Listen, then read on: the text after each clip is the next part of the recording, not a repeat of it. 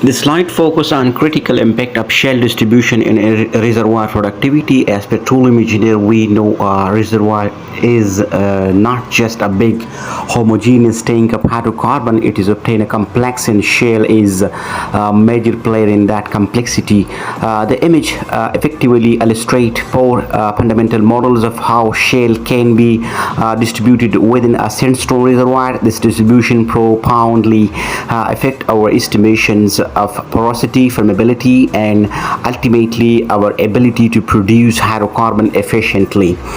Below these models, the text highlight the key challenges shale presents in terms of compartmentalizations, log interpretations, and production and enhanced recovery. Let's break down each concept and understand what it is actually and why I select this. We will understand, and at the end we know that how much it is important. Understanding shale distribution models took the top section of this visual or this picture. This four diagram represents the microscopic arrangement of shale, which is a dark gray in color within a sandstone, a yellowish green, light gray four spaces. The porosity symbols pi represent the pore spaces. Clean sands, which is visually this is our ideal case, a large well sorted sand grain, yellowish with abundant and interconnected pore spaces, which is light gray in color. What are the characteristics? High porosity and excellent permeability. I repeat that this is the goal for any reservoir.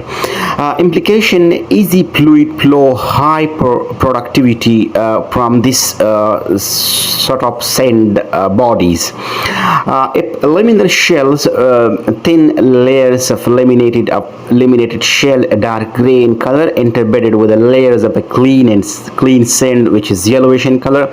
While individual sands layer might have good porosity, the horizontal shell laminae or lamina act as a barrier to vertical flow. Porosity is still good within the sand layers. Impermeability, what is the implication of this body of thin laminated shell on this sand body is significantly reduce the permeability and vertical direction. Water or gas injected for secondary recovery might bypass hydrocarbon zones due to this bubble. Structure shale, the third one. Shale exists as a discrete obtained angular fragments are classed within the sand matrix. It's obtained derived from eroded shale bodies or beds. What are the characteristics of that? These shale fragments reduce the overall porosity and permeability by occupying pore spaces and potential blocking flow paths. The continuity of these sand fragments or framework is still largely maintained. What are these? The implication of what are these potentially layers of these fragments of these shells body and this sand body reduced storage capacity and flow efficiently compared to clean sand. Dispersed shell body, visually you see fine clay particle shell are scattered throughout the pore spaces between the sand grains. This is the most damaging to reservoir quality. The dispersed clay minerals, which is sheet silicate occupying pore spaces, reduce porosity, but more critically they destructively reduce the permeability by blocking pore throats. These clay, which is sheet silicate, can also swell and when in contact with the fresh water, further reducing permeability by swilling these minerals. Even with a decent log derived porosity, the permeability can be extremely low, making hydrocarbons production very challenging in that condition. So now what are the impact of these shale bodies on the reservoir performances? Now let's talk at the operational challenges, outline the basic characteristics of reservoir. Impact of shale on the reservoir performance. Now discuss the reservoir compartmentalizations.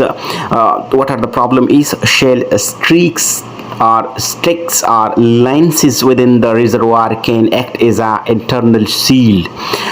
This creates isolated compartment, preventing pressure communication across the reservoir rock. What are the engineering impact? What we can do in that condition? This complicate secondary recovery operations like water flooding or gas injection, as fluids might not sweep effectively through all four of the reservoir. We might leave significant hydrocarbon behind. Then again, what are the electrical and petrophysical effect of those? The shale volume estimations. Shale minerals affect virtual all log response, certainly dominantly gamma ray resistivity, neutron lock. This make it harder to accurately determine water saturation and porosity. We must apply proper shale correction models, which is VSH or laminated sands model in our petrophysical interpretation to deal with this problem. Resistivity contrast. Shale are obtained more electrically conductive due to bond water and cation exchange capacity. This complicates fluid interpretation, especially in resistivity log, as conductive shales can mask the presence of resistivity or resistive hydrocarbons. Now, what are the impact on production of this from this type of sands or this well zones? Sand production is a risk. How?